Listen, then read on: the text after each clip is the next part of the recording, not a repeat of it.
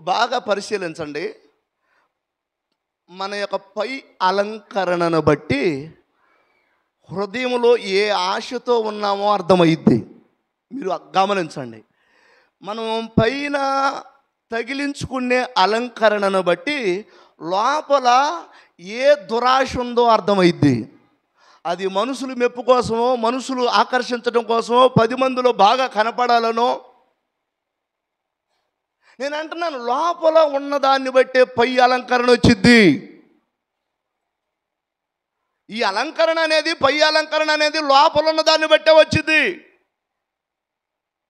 లోపల మంచి మనసు ఉందనుకోండి, ఏముందండి ఇవన్నీ నాకెందుకు అనే మనసు ఉందనుకోండి, పైన కూడా ఏ అలంకరణ రాదు. లోపల తప్పకుండా నేను బంగారాన్ని బట్టి, ఉన్న వస్తువులను బట్టి నేను 10 మందిలోకి వెళ్తే గుర్తించబడాలి. 10 మందిలోకి వెళితే అబ్బా వీళ్ళు బాగా ఉండోళ్ళే అని అనుకోవాలి. ఇట్లాంటి మనస్తత్వం అంతా హృదయంలో పనిచేసినప్పుడు ఆటోమేటిక్గా ఏమొస్తాయి? పై అలంకరణ వచ్చేసిద్ది. అర్థం చేసుకుంటే, ఆత్మీయంగా అర్థం చేసుకుంటే ఏది తప్పో ఏది ఒప్పో అర్థమైద్ది.